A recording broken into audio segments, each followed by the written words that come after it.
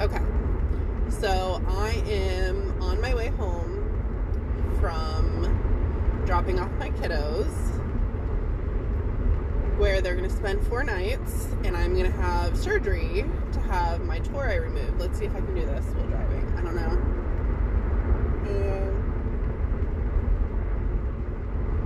See those like bony prominences in my mouth? Those are called tori. And it's from like grinding and clenching my teeth that has created like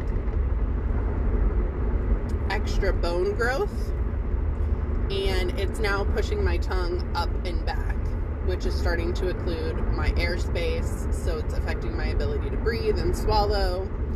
And leading up to this, I was seeing all these signs for breathwork classes. And I was like, what am I supposed to take a breathwork class? And it never is that. Sometimes it is, like when I got pregnant. But it's usually not that outright of a meaning. It usually is like something else. And once the biological dentist told me that the tori are getting so big that they're pushing my tongue up and back, and he showed me on like a scan that they did how it's occluding my airway and how the airway is supposed to be like bigger, but because my tongue is like interfering with it, I've got a decreased ability to breathe and swallow. So I knew it was like, okay, just trust and have the surgery. So I'm heading home, and I have the surgery tomorrow morning at 8 a.m. And I wanted to process through this dream that I had last night. I'm not as deeply affected emotionally by it. This morning was really, really rough. I felt like just very heavy the whole morning. And I just felt this like pressure building inside of me, and I needed to cry.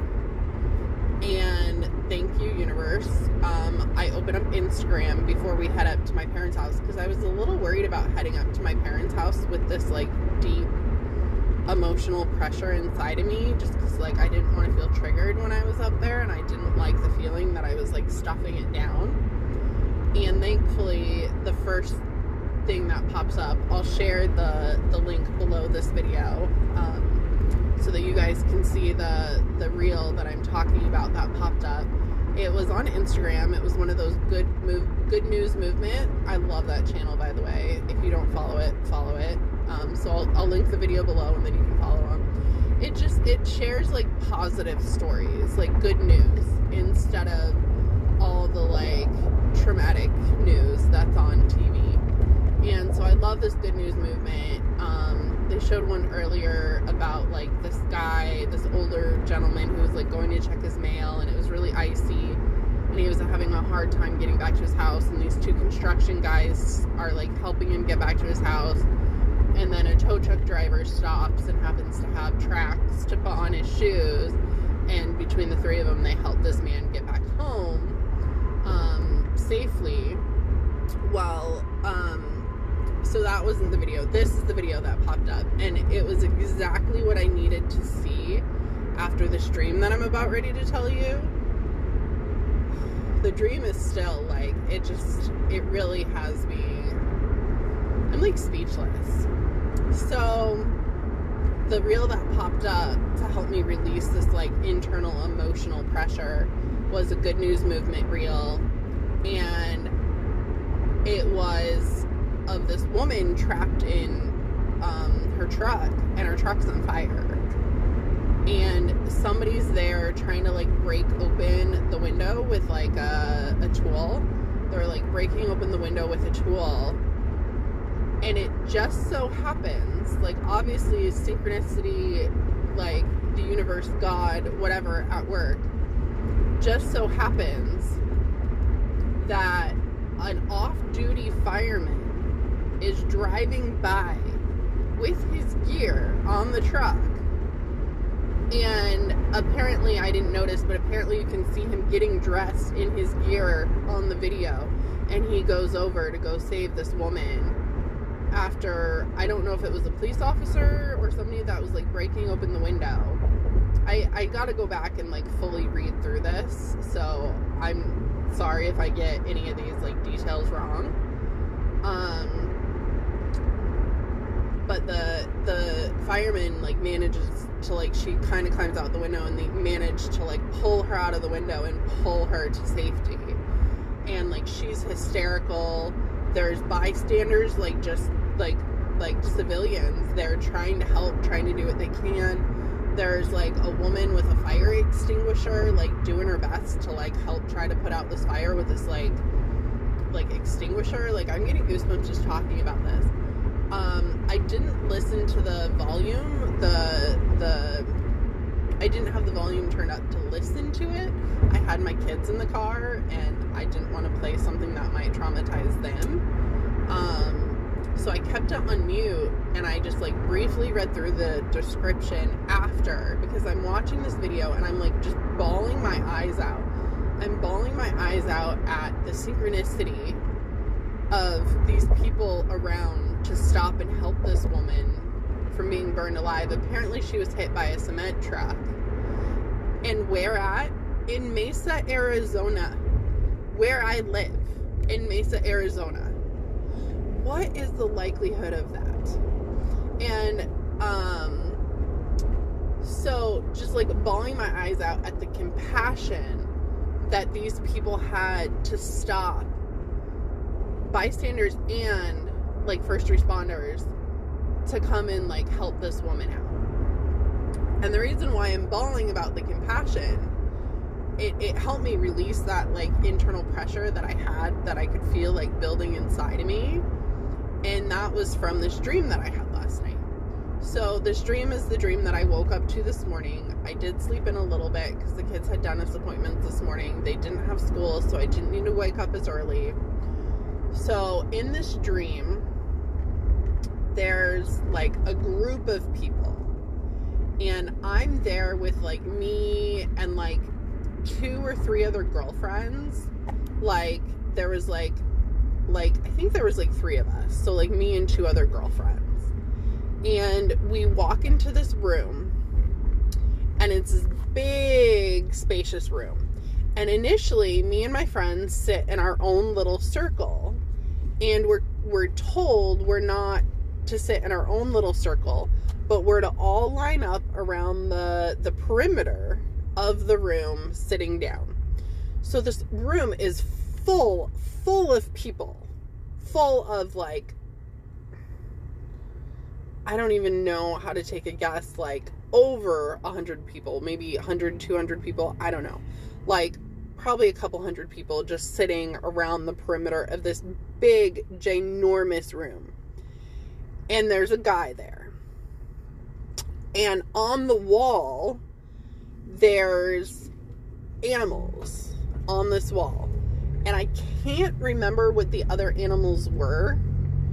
There were like three or 4 animals, and they're like stacked up on top of each other. These animals are alive, and they're like in a little display case. They're in a little like their own display case. But like the front of the display case is like, it's like a display, but it's open. And there's like 3 animals, and then there's a unicorn. And this unicorn is there. And so I think the guy like did something, like basically they were all animals where you would like collect a part as like a trophy. So I don't remember what the other 3 animals were, but they were all like trophy animals that you would like take that part, and then like, you know how people that like just do trophy hunting don't utilize the whole animal. They leave the animal and they just take like whatever part it is for a trophy. And the guy gets to the unicorn, and the unicorn's scared, but like doesn't try to stop him. And there's a whole room full of people, and not one person, including me, because I'm in the room, not one person stops this guy. Not one person attempts to stop this guy. This guy takes the unicorn and has like an electric saw and like is sawing off the unicorn's horn, like torturing the animal, taking its horn without any other purpose for this animal. And what really got me is the emotions that I tapped into during this dream. So I have felt various emotions, and I have felt like what I would have used to consider the deepest emotion, which was helplessness. Like, I have sat there in that feeling of just feeling absolute helpless, absolute despair, wanting to just check out of this life, wanting to just end it. And not being in a place of depression, not being in a place of like I wasn't, in a place of that I thought I wasn't in a place of like severe depression or anything like that. Like, we had just gone to Great Wolf Lodge, me and my kids. That was one of the times that I felt it. Like, had a great time. And then like pulling into the garage and just tears streaming down my face of just like knowing that if I were to end it, like, for me and my kids, we could all connect to that love on the other side. Now, like, I know I would never do anything about it, but feeling that intense feeling of helplessness, of despair, that at that time was the lowest feeling that I had ever felt until last night, this morning, when I woke up from this dream. In this dream, I tapped into that guy's feeling. The guy who was mangling the unicorn just for its horn. And it was the absolute worst feeling that I have ever felt in my entire life, because it was the complete absence, complete void of feeling. Absolute, complete hollow,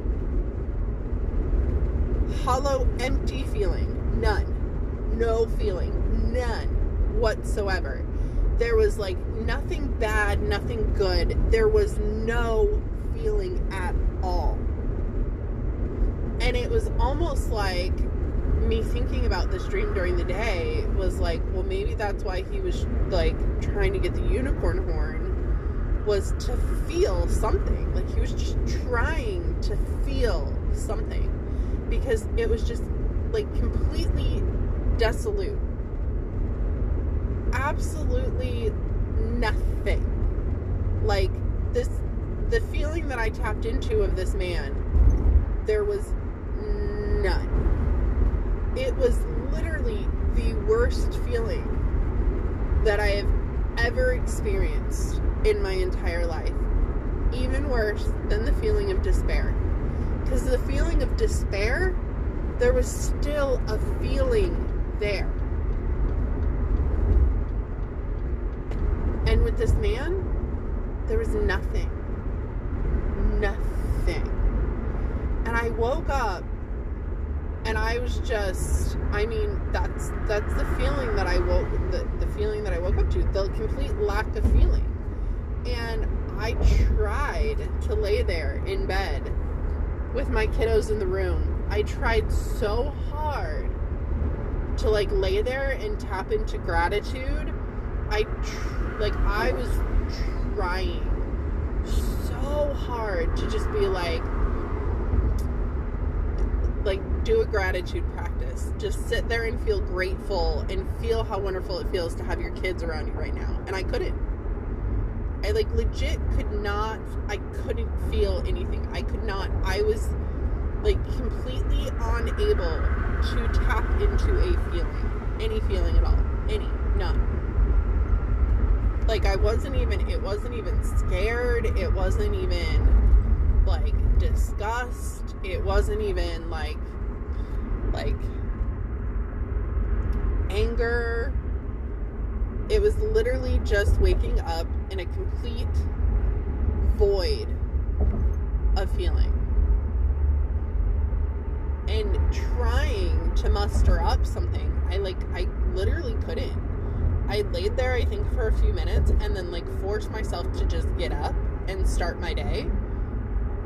Because I couldn't even figure out how to tap into, like, a feeling of gratitude. I was like, well, you know, like, in my head, I'm grateful that I'm here, and I'm grateful I'm in my room, and I'm grateful I'm here with my kids. But, like, I couldn't actually feel that. It was the most wildest experience in my entire life, and I know I was meant to feel that for a reason. I do think that I've maybe tapped into these other feelings that I've tapped into in the past for a reason. Like, when I experienced my near-death experience, as you guys know, it wasn't like a heaven, God, colors, soul tribe experience. It was an out-of-body experience. Me with myself, watching myself in another life on the beach in Hawaii, watching my 3 kids play in the water, Callie and Hobbs and what I now know to be Lily. But it was in that life realizing that 3rd kid, because I knew Callie and Hobbs were my kids, but watching that 3rd kid, realizing that 3rd kid was mine, and realizing that I lost that kid, that kid died in that lifetime, in my near-death experience. And I just break down bawling. And the video's on my YouTube. I'll link that below again too, so that you guys can watch that one if you guys haven't watched my video about my near-death experience. Or if you want to rewatch it, I'll post it, of, like, my actual near-death experience, like, caught on camera. And I'm describing what I'm seeing. I'm describing seeing myself, you know, in another life. I'm describing my out-of-body experience. And then I just break down bawling, and then the screen just goes black. I just check out of life. And then, you know, then it cuts to when I come back, and I'm very confused and very disoriented and very, like, I think I fell asleep, but I don't know. Like that feeling of grief has definitely helped me as far as being a death doula, a grief doula, and being able to help hold space for, like, my kids who lost their dad, and for other clients that have come and seen me that have experienced grief. Knowing what that feeling feels like has helped me help them. The feeling of hopelessness and despair, I have had, you know, at least one client come to me with similar feelings. And again, it helps me, like, have empathy for, like be able to hold space for them without any sort of shame, without any sort of judgment.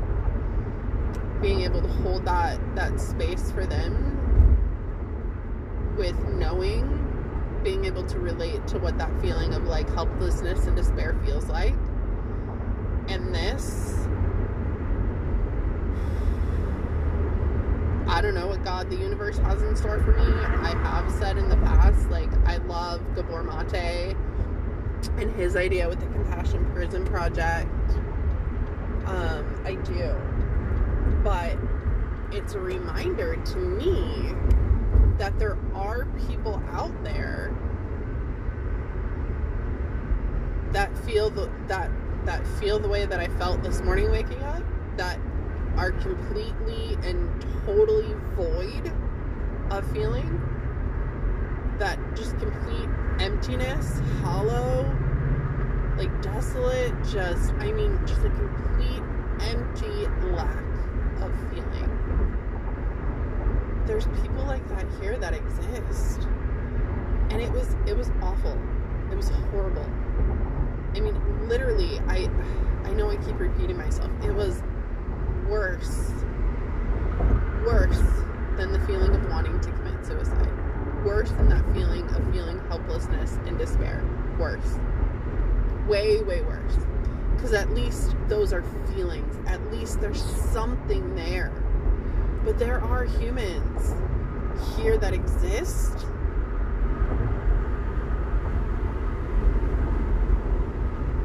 that don't even feel that. And that are living day to day just trying to grasp at something, at some feeling. And for my dream, it was, trying to just get some sort of sense of feeling, of accomplishment, of achievement by getting that unicorn horn, of feeling something. And he couldn't. There was nothing, and nothing there with mangling an animal. Nothing. No compassion at all for what he was doing. Like, there's nothing. Absolute just void. Nothing. So I guess I'm posting this here as the start to see where this journey of experiencing this is supposed to take me. It is definitely something I never wish to ever experience again. It is definitely something I wish that no human ever has to experience, because at least if they feel helplessness and despair, at least that gives them and I do say this, and everybody's going to have their difference of opinion on suicide, and I completely understand if this does not resonate with you, but at least, in my opinion, if somebody feels that helplessness and despair and chooses to end their life, at least then they are loved. At least then they have gone to beyond. They are back with God, the universe. What I say God is just unconditional love that you've never experienced ever. Nothing that we can even imagine unless you've had like that near-death experience and know what that's like. And that's why so many people who talk about their near-death experiences are like, no, I don't want to come back here. I don't want to fucking come back to Earth. I want to stay there. Where it's like, no, you still got more to do. Time to go back. And they're like, fuck no. Like, I don't want to trudge back through that muck crap. I want to stay here where it's beautiful. And this is the most profound feeling I've ever felt. At least somebody who feels despair has that inkling to commit suicide to then connect with love. Somebody who's just completely void doesn't even have that desire to end their own life.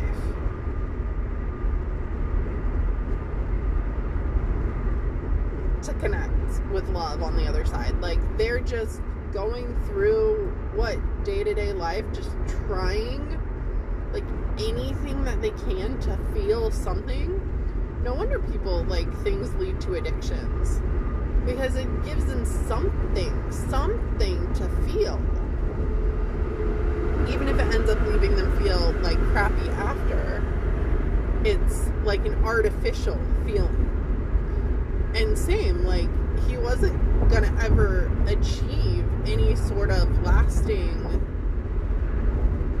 positive emotion from mangling the unicorn and taking its horn. And it was fucking god awful that everybody sat around and nobody did anything. Hundreds of people. I literally can't even count. 4 walls of, there had to have been at least 50 people on each wall. Probably 200-ish people. And nobody stood up against this guy and was like, no, dude, you can't do that. This is a unicorn. No. And that felt awful. The fact that everybody just let this guy do it. And then I think about things like Hitler. and how many people just stood by. And it wasn't just Hitler, right? It wasn't just one person. It was like the whole army. But how people just let it happen. How people just let the stuff that goes on now, like, it happens anyways, right? Like, I don't know what the feelings were of the people in the room.